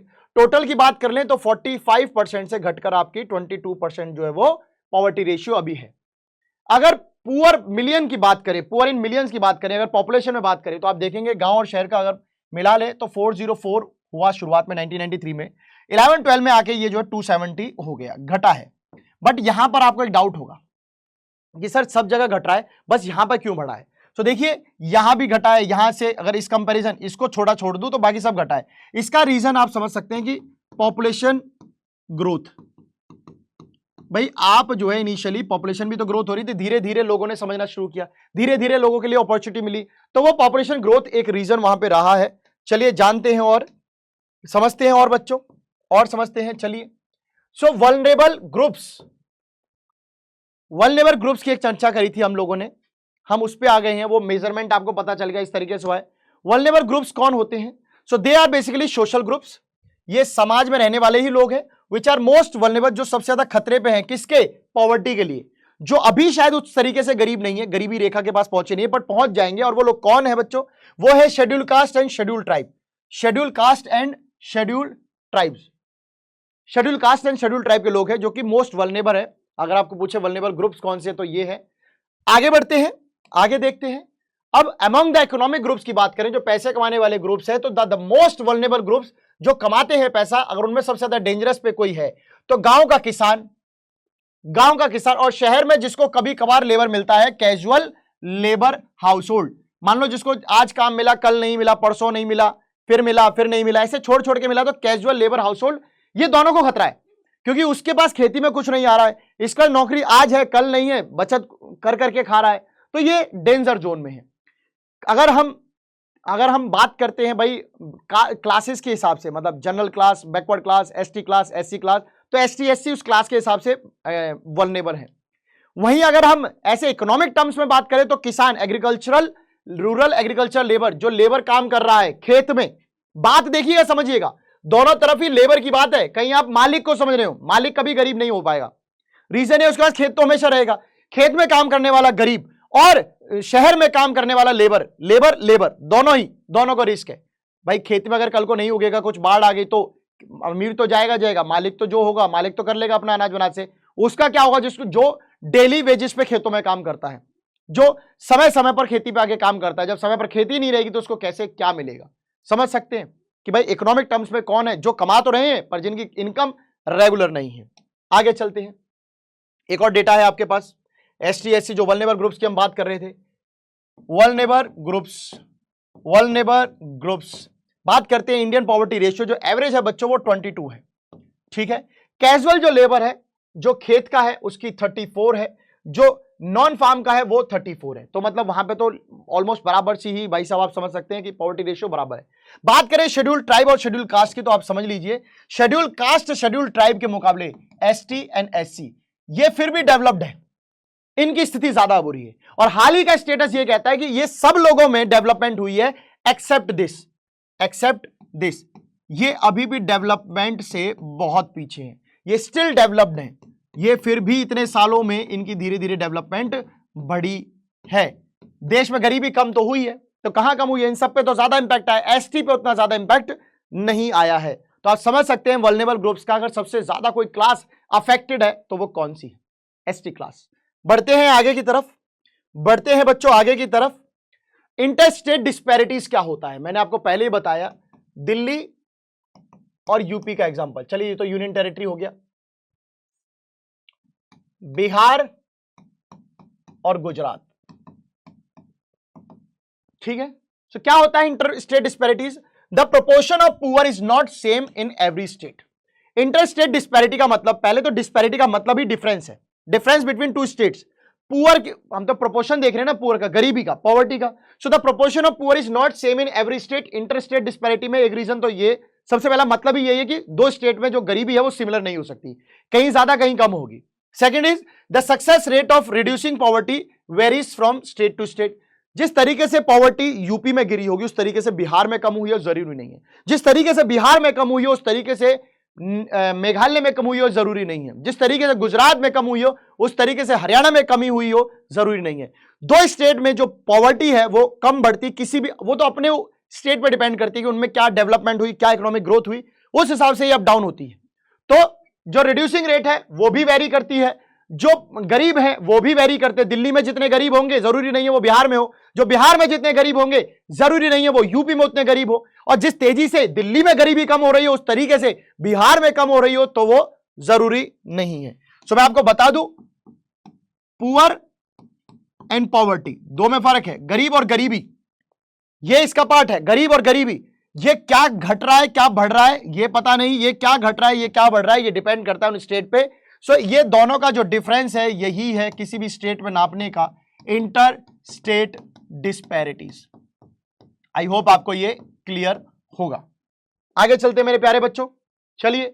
सो ये ग्राफ है आपके सामने, आपने देखेंगे यहां पर एक चीज ध्यान से देखिएगा, ग्राफ समझ लेते हैं। ऑल इंडिया, पूरे भारत में जो गरीबी है वो 21.9% है। कितना है? 21.9%। अगर कोई पूछ ले कि कितने स्टेट से जो इस गरीबी से भी ज्यादा गरीब है, ये तो ऑल इंडिया की गरीबी है, 21% लोग 100 में से गरीब है। बात करें इन 5 स्टेट की, ध्यान देखिए, 1, 2, 3, 4 एंड 5, इनकी रेशियो जो है वो आपके इंडियन लेवल से भी ज्यादा है। आई थिंक 21.9 से ज्यादा है, आप सभी लोग देख पा रहे होंगे। बाकी के लोग 21.9 से कम है। यहां धीरे धीरे गरीबी कम हो रही है, और आप एक स्टेट ऐसा पाएंगे केरला, जो कि लीस्ट गरीबी में है, लीस्ट पॉवर्टी में है, 7.1। रीजन है सबके, वो हम पढ़ेंगे कैसे क्या डेवलपमेंट स्टेज रही, कि उनमें कम रहा। ये ज्यादातर ये स्टेट जो है वो फेस कर रहे हैं। अब बात करें BOAMU, तो मैंने आपको एक चीज बतानी थी, #BOAMU, बोईमू। बोईमू बिहार, ओडिशा, आसाम, मध्य प्रदेश, उत्तर प्रदेश। बिहार, ओडिशा, आसाम, मध्य प्रदेश, उत्तर प्रदेश। बोईमू, #बोईमू याद रख लीजिए कि ये वो स्टेट है जो ऑल इंडिया पॉवर्टी से भी ज्यादा गरीबी में चल रहे हैं। मतलब यहां पर 33.7% लोग पीपल है गरीब है, यहां पे 32.6% लोग गरीब है, 31.9, 31.7, 29.4 ये वो परसेंटेज है जो ऑल इंडिया 21.9 से ज्यादा है। पूरे इंडिया में ओवरऑल 21.9% गरीब है, इधर इतने गरीब है। तो आप समझ सकते हैं स्टेट को कितनी डेवलपमेंट यानी इकोनॉमिक ग्रोथ की जरूरत है। आगे बढ़ते हैं चलिए। सो हेड काउंट रेशियो इसी का एक पार्ट है। हेड काउंट रेशियो क्या होता है, कितने लोग हेड, इसका तोड़ लेते हैं, इसका मतलब हेड मतलब सर, कितने सर काउंट करूं कि वो गरीबी से नीचे है या ऊपर है, ये देखना है। हेड काउंट रेशियो बेसिकली जाना जाता है कितने लोग पॉवर्टी लाइन से नीचे हैं, पॉवर्टी लाइन से नीचे हैं, कितने लोग हैं।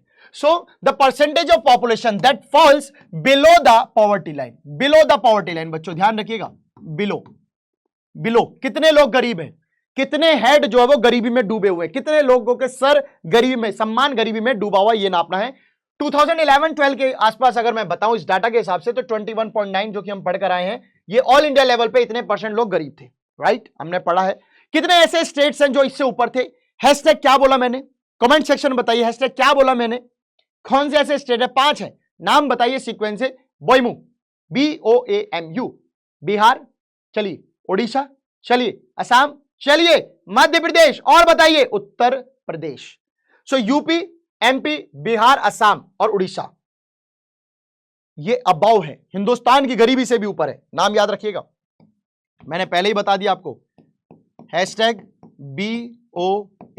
#BOAMU, बोईमू, ये है हिंदुस्तान की परसेंटेज से ज्यादा 5 ऐसे राज्य, 5 ऐसे स्टेट जहां पर इंडियन ऑल ओवर से भी एक एवरेज से भी ज्यादा गरीब है।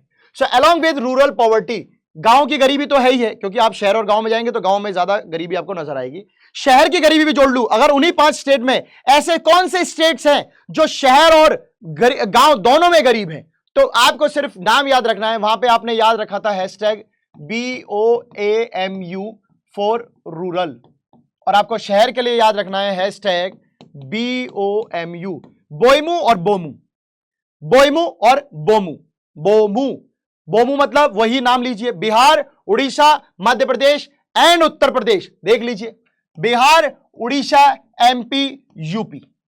और अगर गांव का हो तो बोईमू, बोमू, ए मतलब वही असम जुड़ रहा है बस। तो आई होप आपको ये क्लियर होगा। नेक्स्ट मूव करते हैं। So rest states are less than all India head count ratio, तो ये हम देख सकते हैं हेड काउंट रेशियो से कम है, मतलब कि 20.9 से तो कम ही थे सारे।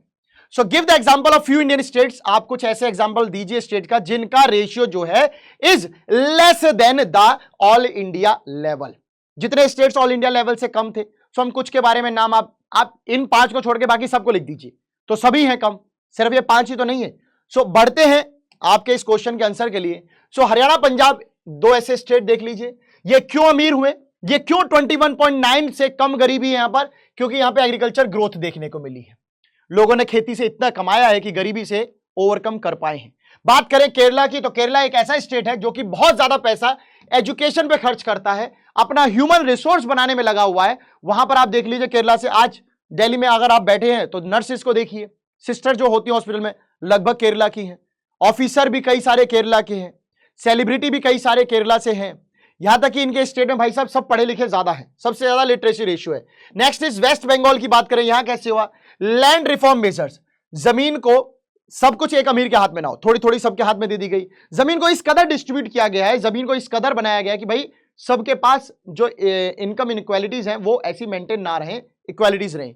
आंध्र प्रदेश एंड तमिलनाडु की बात कर लूं तो यहां पर पीडीएस मतलब राशन की दुकान, राशन के थ्रू एक इंसान को गरीबी से मरने से अच्छा है कि उसे बचा लिया जाए, तो यहां पर पीडीएस सिस्टम चला, राशन की दुकानों पर चावल, गेहूं, मिट्टी तेल, स्टोव चलाने के लिए, चीनी, चने, बाजरा, बहुत सारी चीजें दी जाती थी। तो इस तरीके से ये स्टेट वो है जहां पर गरीबी से ओवरकम कर रहे हैं। Now next topic is global poverty scenario. यहां तक क्लियर है कि नहीं क्लियर है, बताइए। यहां तक आप सभी को समझ में आया कि नहीं आया? मैं जो पढ़ा रहा हूं क्या वो आप समझ पा रहे हैं? क्या वो आप दिल से कनेक्ट कर पा रहे हैं? क्योंकि गरीबी का ही अब हम पढ़ रहे हैं, ठीक है। कोई ऐसा तो नहीं है जो जेब में पैसा लेके बैठा हुआ बोल रहा हो कि देखो सर अमीरी है, अमीरी ये रईसी है साहब, जन्म से है, ऐसा तो कोई नहीं है ना। गरीबी तो सबने देखी होगी, समझी होगी। So according to world bank, जब हम बात करें ग्लोबल पॉवर्टी सिनेरियो की, तो ग्लोबल मतलब वर्ल्ड का, पॉवर्टी सिनेरियो किसने नापा? बैंक ने, वर्ल्ड बैंक ने। सिनेरियो क्या है? वो ये कहता है अगर कोई भी इंसान डॉलर 1.90 पर डे, एक इंसान अगर डॉलर 1.90 से कम कमाता है तो साहब वो गरीब है। 1990 में जब ऐसे नापा कि कौन इंसान, एक 36% ऐसे लोग थे जो 1.90 से कम कमाते थे। बाद में वो बढ़ते बढ़ते 2014 तक हो गए, 15 तक हो गए 10%। मतलब कि ऐसा आप देख सकते हैं 1990 की अगर मैं बात करूं और 2015 की मैं बात करूं तो 36%, 36% से ये कितना हो गया? 10% हो गया। और ये कौन लोग थे? जो डॉलर 1.90 के आधार पर नापे गए थे, जिस बेस पर नापे गए थे, उनकी कैलकुलेशन पहले 36% लोग कम कमाते थे, अब सिर्फ 10% लोग हैं। बाकी जो बचे हुए 26% जो है वो बड़े हैं, ठीक है। आगे चलते हैं।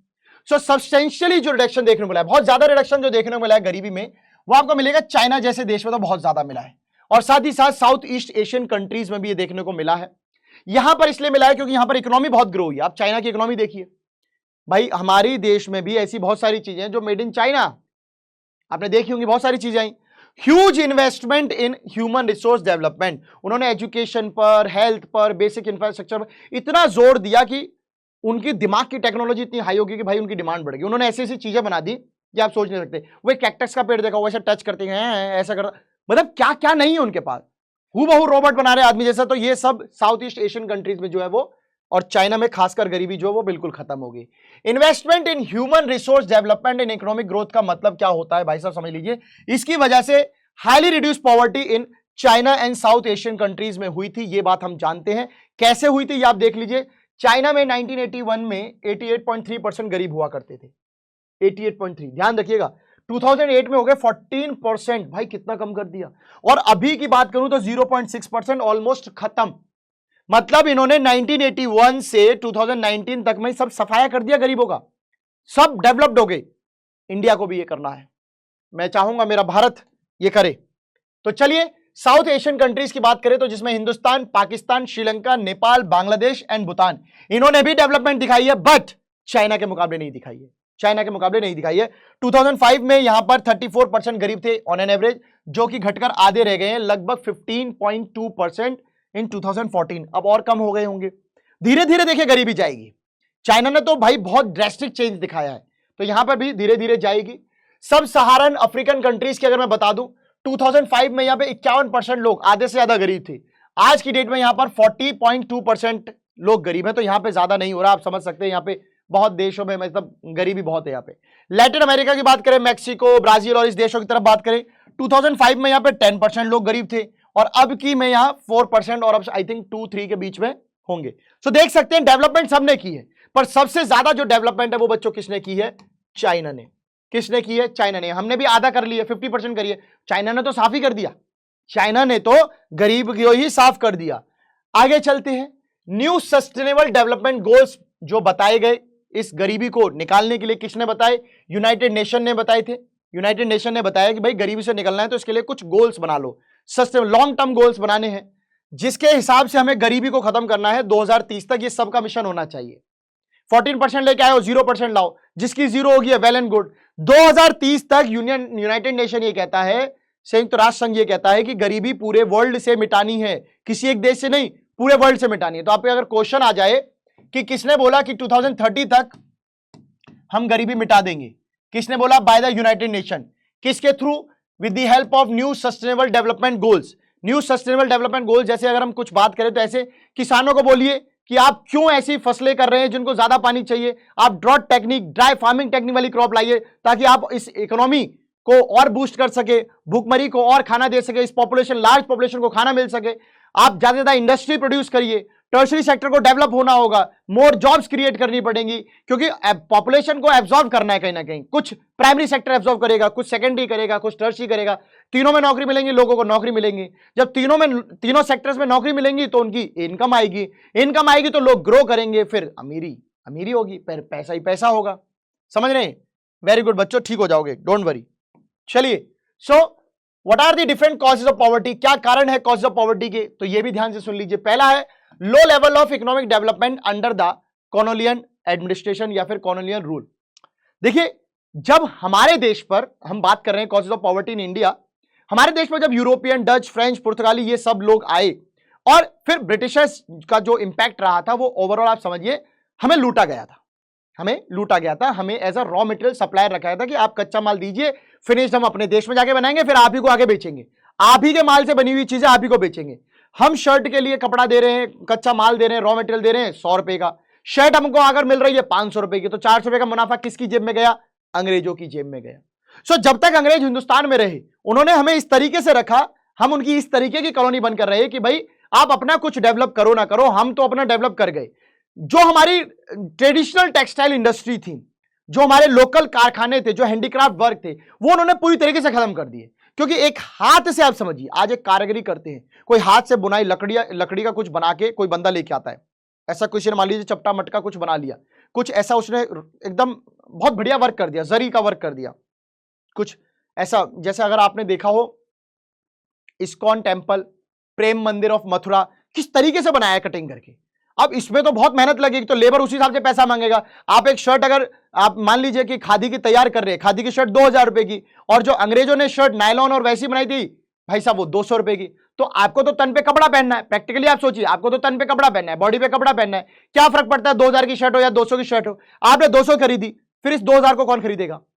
तो जिंदगी भर आपको इस तरीके से विकलांग घोषित कर दिया गया उन लोगों ने कि आपके माल को कोई ना खरीदे, हमारे माल को सब खरीदे, हमारा सस्ता भी है, मशीन से ही बनाए, हम एक दिन में 10,000 शर्ट बना सकते हैं, आप 10,000 बनाने में साल लगाएंगे। सो ये एक रीजन था कि हमारे यहां पर इकोनॉमी डाउन हुई, क्योंकि हमारे यहां पे फैक्ट्रीज, इंडस्ट्रीज, वो सब टेक्सटाइल मिल्स नहीं चली, वो नहीं चली तो रोजगार नहीं मिला। जब एम्प्लॉयमेंट नहीं था, लोगों के पास इनकम नहीं थी, जब देश में लोगों के पास इनकम नहीं थी तो इकोनॉमी का डेवलपमेंट डाउन हो गया। नेक्स्ट इज, ये तो था ही था इकोनॉमी डाउन, साथ साथ पॉपुलेशन भी बढ़ गई, जनता इस कदर बढ़ रही थी, पहले घर में 2 खाने वाले अब 10 हो गए, फिर 20 हो गए, तो अब धीरे धीरे गरीबी बढ़ रही है। Next is huge income inequalities. Huge income inequalities कैसे आई, तो मैं इसको बता देता हूं, हालांकि हम इस पर चर्चा भी करेंगे। एक पहले क्या होता था, land was the main source of income for everyone, सबके लिए जो है लैंड मेजर सोर्स हुआ करता था, क्योंकि जमीन नहीं थी, कोई इंडस्ट्री फैक्ट्री तो आई नहीं थी। आपको सभी को पता है जब देश आजाद हुए तो उनका प्राइमरी बेस जो बना डेवलपमेंट के लिए वो एग्रीकल्चर बना था, और एग्रीकल्चर लैंड पे होती है। सो जब लैंड किसी के पास ज्यादा थी, किसी के पास कम थी, तो जिसके पास ज्यादा थी उसकी प्रोडक्शन ज्यादा थी, उसकी सरप्लस ज्यादा था, वो मार्केट में बेचता था, इनकम कमाता था। जिसके पास बिल्कुल कम थी या ना थी, वो गरीबी में ही जीता रहा। क्यों? उसके पास सिर्फ इतना ही अनाज हो पाया कि जितने में वो अपने खुद का घर का पालन पोषण कर सके। लैंड इनइक्वालिटी जो है एक ऐसा फैक्टर है, आप समझ सकते हैं, आज जिसके पास बड़ा घर है और जिसके पास छोटा घर है, या जिसके पास घर ही नहीं है, तो एक तरफ से इतने बड़े घर में एक आदमी, इतने बड़े घर में एक आदमी, और उधर इतने छोटे से घर में 10 आदमी। तो लैंड जो है एक ऐसा फैक्टर बना जिसकी डिस्ट्रीब्यूशन ने लोगों को, गरीब और अमीर का डिफरेंस बहुत ज्यादा क्रिएट किया। Next is socio cultural and economic factor. अब सोशियो कल्चर क्या होता है? देखिए, समाज, सोशियो मतलब सोसाइटी, कल्चर मतलब सोसाइटी में कुछ कल्चर होता है। जैसे किसी बाप का अगर बेटा है, बच्ची है, बेटी है, उसका जन्मदिन मनाना एक सामाजिक रूप पे ड्यूटी है, सोशली वो एक ड्यूटी होती है, बाप को करनी चाहिए, पेरेंट्स को करनी चाहिए। उस बच्चे को पढ़ाना भी एक ड्यूटी है, उस बच्चे की शादी करना भी एक ड्यूटी है, उस बच्चे की पूरी जिम्मेदारी करना एक ड्यूटी है।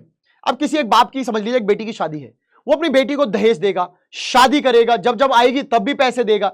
मतलब कि आप सोसाइटी में कल्चर को फॉलो करने के लिए आप कितना खजाना खाली करते हैं, क्योंकि शादी होगी एक रात की, बाराती आए, घराती आए, कुछ भी आए, आपके 20-30 लाख रुपए चले गए, जो कि आपने 5-6 साल में जोड़े थे, पल भर में स्वाहा। इससे भी तो गरीबी आएगी, आपका अकाउंट झटक देश इनकम हो जाएगा। Next is economic factors. Economic factor कैसे होते हैं? किसान के ले लीजिए, अब किसान हो या मिडिल क्लास लोग हो, सबके पास इतनी सेविंग्स नहीं होती। सेविंग्स क्यों नहीं होती? क्योंकि इनकम ज्यादा नहीं होती।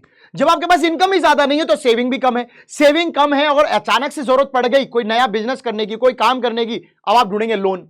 जब आप लोन लेंगे उस पर इंटरेस्ट पे करेंगे। एक किसान है, उसको पेस्टिसाइड, फर्टिलाइजर, ट्रैक्टर, पानी, इन सब के लिए पैसा चाहिए।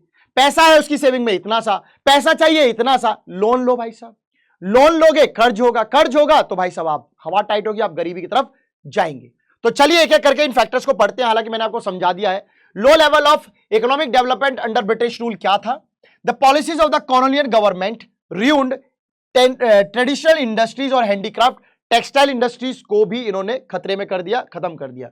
अंग्रेजों ने अपने को प्रमोट किया, हमें डिमोट किया, अपनी चीजों को यहां ला के बेचा, हमसे रॉ मटेरियल ले गए और हमें लाके बेचते हैं। तो हमारे जिसकी वजह से टेक्सटाइल कपड़ा इंडस्ट्री बर्बाद हो रही थी, कोई हमारी खादी की शर्ट नहीं खरीद रहा था, कोई यहां पे टोकरियां चटाई नहीं खरीद रहा था, सब बाहर से मशीन से बनी हुई चीज बहुत सस्ती आ रही थी और बल्क में आ रही थी, तो लोगों को वेट नहीं करना पड़ता था, बहुत सस्ती भी मिल जाती, इसलिए लोग ले रहे थे। इस वजह से जो है जो टेक्सटाइल है, आप समझिएगा, टेक्सटाइल स्टॉप तो जॉब खत्म तो इनकम खत्म, अगर इनकम खत्म तो नेशनल डेवलपमेंट ही कहां से होगी? आप समझ सकते हैं कि क्या फैक्टर कैसे डिसाइड होते हैं। नेक्स्ट अगर हम बात करते हैं बच्चों, तो इस तरीके से मार काट करके ये लोग लूटते थे हमारी चीजों को। रिजल्ट क्या हुआ? जो अंग्रेजों ने जिस तरीके से किया, हमारे यहां पे जॉब अपॉर्चुनिटीज कम हो गई, जिसकी वजह से लो रेट हो गई किसकी? ग्रोथ ऑफ इनकम्स की, वो बिल्कुल खत्म होने लगी। लोग बस, जब फैक्ट्री नहीं रहेंगी, टेक्सटाइल इंडस्ट्री नहीं रहेंगी, तो काम कहां मिलेगा? काम नहीं मिलेगा तो ग्रोथ ही कहां होगी? Next is high growth rate of population. अब आपकी क्या है समझिए, इनकम है कम, ऊपर से पॉपुलेशन बढ़ गई, तो ये दोनों मिला के तो एक ही फैक्टर क्रिएट करते हैं, वो है पॉवर्टी। इस घटती हुई इनकम में बढ़ती हुई पॉपुलेशन का मतलब था created the circle of poverty. हम गरीबी के चक्कर में फंस गए। आज हमारे पास इनकम नहीं है, सोचा बेटी की शादी तो करनी है, सेठ जी से पैसे ले लेते, बैंक से पैसा ले लिया, चुकाओगे कहां से? इनकम तो है ही नहीं। सो इस तरीके से आप देख सकते हैं पॉपुलेशन ऐसे, जब इनकम नहीं होगी तो इस तरीके से भटकते हैं। Next is huge income inequalities. किसी के पास इतना सब कुछ है, बंगला है, गाड़ी है, कोठी है, सब कुछ है, सब है, और एक गरीबी में है। So one of the major reason क्या था इस इनइक्वालिटी का, इनकम इनइक्वालिटी का? वो था unequal distribution of land and other resources. किसी के पास जमीन इतनी थी, किसी के पास जमीन नहीं थी, किसी के पास नौकरी थी, किसी के पास नौकरी नहीं थी, किसी के पास पानी की एबिलिटी थी, पानी की एबिलिटी कैसे क्या होगा? खेती अच्छी होगी, फिशिंग हो जाएगी, कुछ और काम हो जाएगा। जिनके पास और रिसोर्सेज नहीं थे तो वो सब खराब हुआ, and that is lack of land resource की वजह से सब हुआ। सो लोगों पे जमीन ही नहीं थी तो खेती कहां से करते? जिनके पास जमीन थी उन्होंने खेती की। जैसे आपने देखा था भाई, हरियाणा एंड पंजाब ने ग्रो क्यों की? क्योंकि जमीन थी, इसलिए तो ग्रो कर पाए, एग्रीकल्चर कर पाए। नहीं होती तो कहां से करते? सोचिए।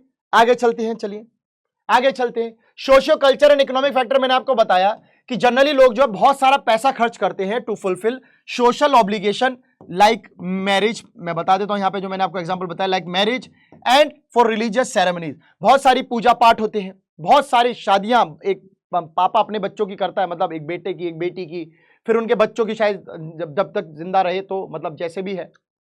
इतनी सब जिम्मेदारी में खर्चा तो होता है ना मेरे दोस्तों, पूजा पाठ कर लो, कुछ भी कर लो, फ्री में नहीं होता है। तो इन सब में एक शादी में 20-20 लाख रुपए भी खर्च करा तो क्या होगा? इस पापा ने अपनी बेटी को कार दी, एसी दिया, फ्रिज दिया, टीवी दी, वॉशिंग मशीन दी, कैश दिया, क्योंकि लड़का सरकारी नौकरी था, ये सब दिया जो प्रैक्टिकली होता है। आपने आसपास देखा होगा कि लोग शादी में कितना कितना दहेज देते हैं। एक होड़ हो गई है, अगर उसने 20 लाख की शादी करी तो पापा उसने 20 की करी, आप 20 की दोगे? 30 तो होनी चाहिए। बाप बर्बाद हो जाएगा इस चक्कर में। तो कोविड में सिखाया हम लोगों को, 10 लोगों में शादी कीजिए, बिना पैसों की शादी कीजिए, इसको प्रमोट कीजिए, ताकि वो जो पैसा है, जिस पैसे को आप दहेज के रूप में ले रहे हैं, मैं तो खिलाफ हूं। मैं चाहता हूं कि उस दहेज से अच्छा उस बेटी को पढ़ा दो, उससे ज्यादा फायदा। आप सोचो ना, good human resource, long term earnings. छोटी अर्निंग्स में क्यों भाई आप लालच में जा रहे हो? लालच में जाइए, एक बेटी को पढ़ाइए, बेटी पढ़ेगी, आपके लिए अच्छी ग्रोथ होगी, वो अपने बच्चों को पढ़ाएगी, ऐसे पूरी सोसाइटी पढ़ लिखी जाएगी और पूरा देश पढ़ लिख जाएगा, फिर देश हो जाएगा ना डेवलप। तो ये चीज है।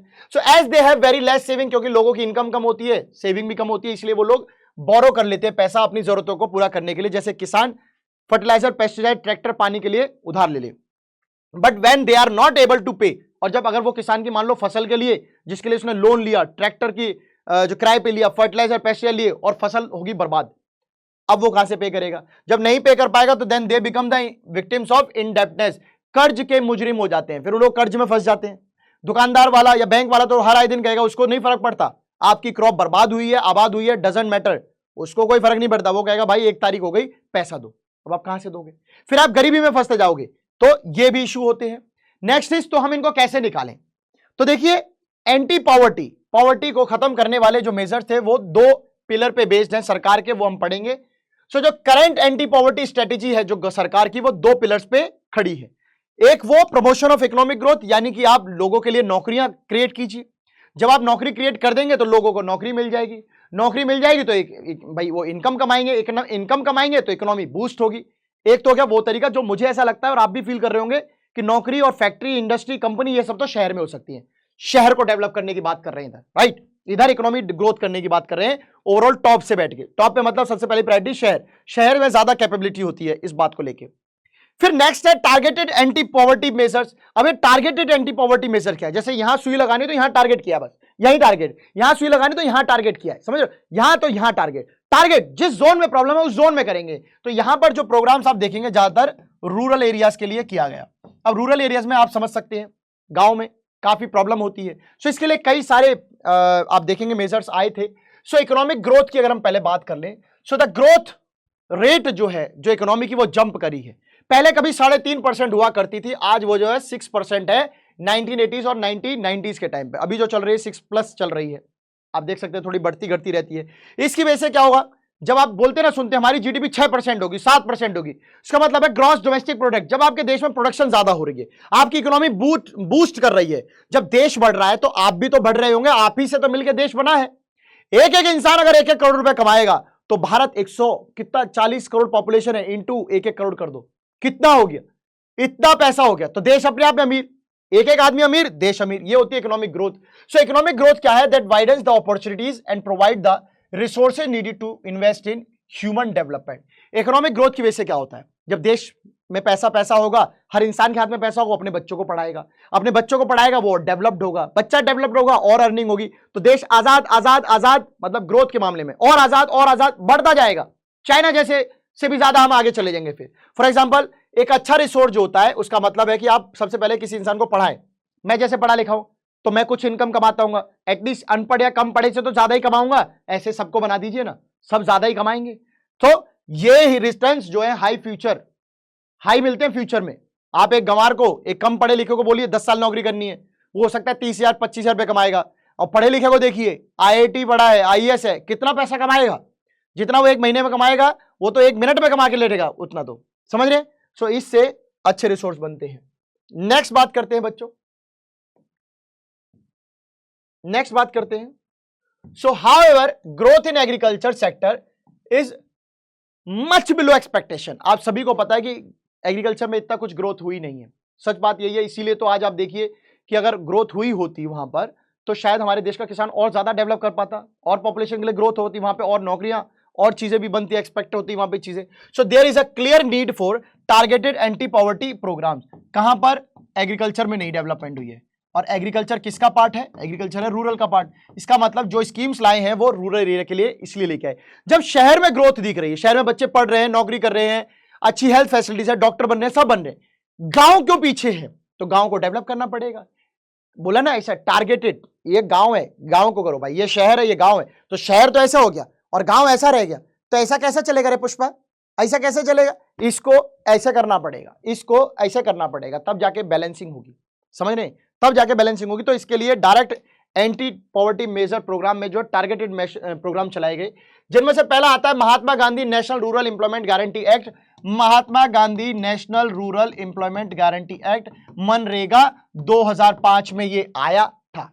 आप सभी ने मनरेगा के बारे में सुना है। 100 दिन का रोजगार देती है सरकार, नौकरी काम देती है, अगर नहीं दे पाई तो वेजेस देती है, बिल्कुल सही बात है, 100 डेज ऑफ वेजेस मिलता है। इसमें और भी एम थे बच्चों, इसमें क्या एम थे? और सस्टेनेबल डेवलपमेंट, कि भाई साहब किसान को बोलिए कि सही तरीके से पेड़ों की खेती करे, डिफॉरेस्टेशन ना करे, भाई साहब इनको रोको, एफॉरेस्टेशन करो, सॉइल इरोजन से रोको, क्योंकि ये सब का मतलब क्या है? पेड़ कटेंगे गांव में नुकसान होगा, मिट्टी जाएगी, खेती बाड़ी को नुकसान होगी, बाढ़ आएगी, सबसे ज्यादा खेती को होगी।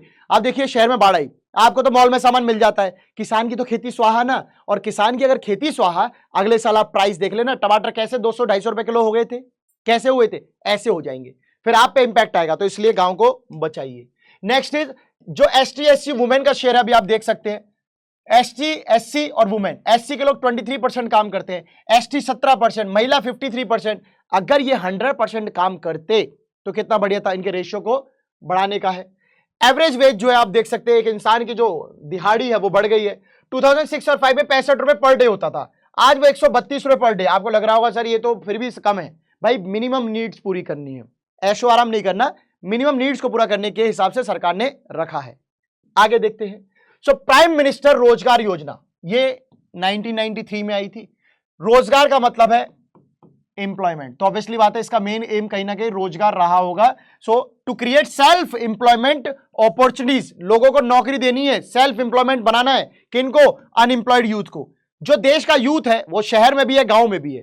तो शहर वाला अगर पढ़ लिख के कमा रहा है तो गांव वाले को भी मौका दीजिए, उसको भी डेवलप कीजिए। यह था प्रधानमंत्री रोजगार योजना का मेन मकसद। उम्मीद है समझ में आ रहा है, समझ में आ रहा है कि नहीं आ रहा है? जल्दी नहीं है ना, जल्दी नहीं है, पढ़ते हैं। एक और स्कीम आई, रूरल एम्प्लॉयमेंट जनरेशन प्रोग्राम। क्या है ये? अगेन नौकरी। ये 1995 में आई। प्रधानमंत्री वाली कब आई? प्राइम मिनिस्टर वाली 1993। फिर एक और रूरल एम्प्लॉयमेंट 1995 में, इसका भी एम सेम था, इसका भी एम सेम था। 1993 में आ गई, 1995 में आ गई। अब एक और लीजिए, अब एक और लीजिए, स्वर्ण जयंती ग्राम स्वरोजगार योजना। स्वरोजगार मतलब सेल्फ एम्प्लॉयमेंट। लीजिए कितनी स्कीम्स लेंगे, लीजिए स्कीम पे स्कीम है। 1993, 1995, 1999, तीन स्कीम आ गई। गरीब फैमिलियों को जो पॉवर्टी लाइन से ऊपर है, यहां पर थोड़ा सा फर्क समझिएगा, जो गरीबी लाइन से नीचे है उनके लिए तो कर ही रहे मेहनत, बट जो गरीबी लाइन से थोड़ा सा ऊपर है, जिनको और अपलिफ्ट करके अमीर बनाया जा सकता है और अच्छी कंडीशन में ले जाया जा सकता है, उनके लिए ले जाया जाए उनको। सेल्फ हेल्प ग्रुप आप समझ सकते हैं। थोड़ा सा आइए, सब पैसा मिलाइए, सरकार भी कुछ मदद करेगी, सब्सिडी देगी, बैंक भी कुछ लोन देगा, आप कुछ अपनी दुकान खोल लीजिए, परचून किराने की दुकान खोलिए, कोई छोटा मोटा धंधा डाल लीजिए, उससे आप खुद रोजगार क्रिएट करेंगे। आप अगर कंपनी खोल लेंगे, कुछ फैक्ट्री खोल लेंगे, 4 मजदूर आप भी रखेंगे, आप भी उगिए, दूसरे को भी उगाइए, आप भी बढ़िए, दूसरे को भी बढ़ाइए। यह था स्वर्ण जयंती ग्राम स्वरोजगार योजना में। एक और है प्रधानमंत्री ग्रामोदय योजना। ग्रामोदय मतलब ऐसा गांव का डेवलपमेंट। इसमें क्या था? ये 2000 में स्कीम आई थी। इसका एम सरकारी, केंद्र सरकार ने ये रखा कि लोगों को हेल्थ फैसिलिटीज मिले, एजुकेशन मिले, घर मिले, और तो और छोड़िए अच्छा पानी, अच्छा टॉयलेट, वॉशरूम, ये सब मिले। ऐसे ही एक स्कीम और है बच्चों, ऐसे ही एक स्कीम और है अंत्योदया योजना। ये भी 2000 में आई थी। इसका एम था पीडीएस। पीडीएस मतलब public distribution system,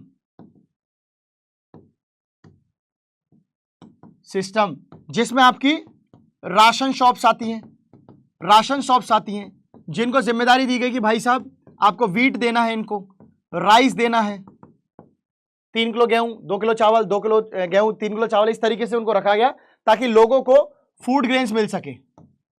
comment section में बताइए किन 2 स्टेट्स ने फूड ग्रेन्स के थ्रू अपनी पॉवर्टी रेशियो को डिक्लाइन किया है? किन 2 स्टेट्स ने?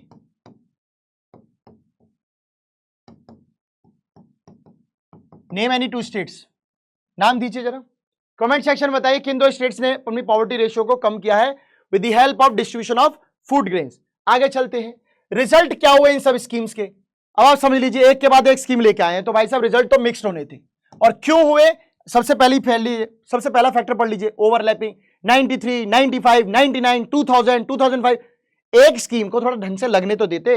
लैक ऑफ प्रॉपर इंप्लीमेंटेशन, लागू ही नहीं हो पा रही। एक लागू होने को पहुंचती है, पीछे से एक और आ गई, तीसरी आ गई, चौथी आ गई। ऐसा एक के पीछे गाड़ी का डब्बा अगर टकराएगा तो आगे तो मामला गड़बड़ रहेगा ना। प्रॉपर इंप्लीमेंटेशन नहीं हुआ, प्रॉपर तरीके से लागू नहीं हो पाई, जहां लागू करना था वहां नहीं लागू हो पाई। गांव में सर्वे करने गए, तब तक पता चल रहा है फोन पे, अरे साहब जी आज तो नई स्कीम आई है, ये बता दो। पहली वाली इंप्लीमेंट हुई नहीं है। जिनको टारगेट करने आए थे अब ये लोग नहीं है, अब वो जाना है कि यूथ को, कभी महिला को, कभी एसटी को, कभी एससी को। सो इससे प्रॉब्लम हुई। ये सारे रीजन है, इन जो मेजर्स थे वो फेल क्यों हुए, जो मेजर्स है वो फेल क्यों हुए। आई होप आपको समझ में आ गया होगा। सो आप समझ सकते हैं कि गरीबी जो है एक मिटाना बहुत इंपॉर्टेंट टास्क है हमारे लिए। इसके लिए सरकार बहुत कोशिश कर रही है। आज भी कोशिश यही जारी है कि भाई गरीबी को मिटाया जा सके। ग्रोथ हो रही है बट उतनी नहीं हो रही है कि गरीबी को इतनी जल्दी से एकदम से खत्म किया जा सके। धीरे धीरे खत्म होगी। शहरों में रोजगार बन रहे हैं, डेवलपमेंट हो रही है, मेडिकल फैसिलिटी, सब चीजें की जा रही हैं। देश में गरीबी को मिटाने के लिए बहुत सारे फैक्टर्स अपनाए जा रहे हैं, कई स्कीम्स अपनाई जा रही हैं। देश में स्किल प्रोग्राम चलाए गए, काफी चलाए गए। सो चैलेंजेस तो बहुत सारे हैं क्योंकि लोगों के पास रिसोर्स नहीं है, तो इक्विटेबल डिस्ट्रीब्यूशन ऑफ रिसोर्सेज चाहिए, सब लोगों के पास रिसोर्स बराबर हो, जैसे लैंड का रीडिस्ट्रीब्यूशन करना, इनकम सबकी बढ़ जाए, जॉब अपॉर्चुनिटीज हो, इसके लिए आपको सबको पता है कि ST SC वुमेन रिजर्वेशन भी दिया गया है, तो अपलिफ्ट करने की कोशिश की जा रही है। यही था हमारा आज का चैप्टर। और ये जो पॉपुलेशन है, उम्मीद है कि कभी एक बार कंट्रोल होकर इन सभी को नौकरियां मिलेंगी, इसी विश्वास के साथ कि पॉवर्टी एज अ चैलेंज आने वाले 10-12 सालों में खत्म हो जाए पूरी तरीके से। 2023 चल रहा है, 7 साल बचे हैं 2030 वाले टारगेट के लिए, उसके बाद देखते हैं कि गरीबी कितनी कम हुई। सो उम्मीद है मेरे प्यारे बच्चों को ये चैप्टर समझ में आया होगा।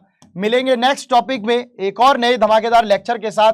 तब तक के लिए मेरे प्यारे बच्चों से मैं अलविदा करता हूं और मिलूंगा एक और लेक्चर में। और प्लीज कमेंट सेक्शन में बताइएगा कैसा लगा ये आज का chapter. Poverty as a challenge यहां खत्म होता है।